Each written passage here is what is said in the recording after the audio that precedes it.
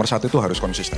Kemarin saya sempat sharing juga di podcast saya ketemu salah satu bilioner di Singapura, dia punya quotes yang sangat menarik sini, ini benar-benar nancep di hati saya.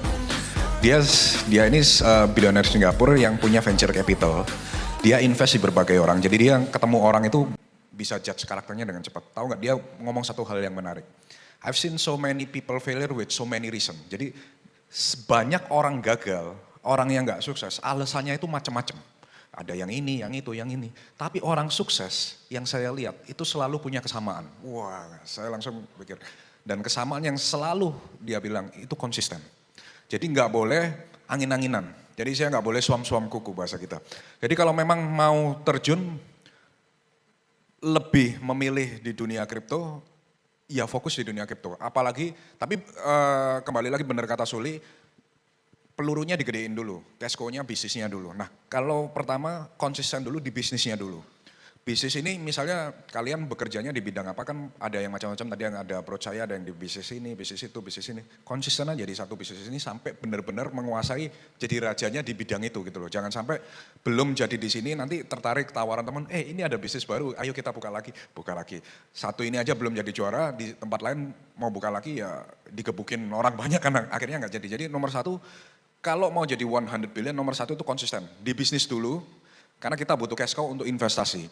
Jadi nomor satu konsisten dulu di bisnis, kemudian yang kedua selalu saya bilang bekerja itu harus dengan investasi. Karena ada levelnya. Once you bisnisnya udah menghasilkan cukup banyak, the next level you bukan lagi seorang businessman, tapi you are a businessman and an investor.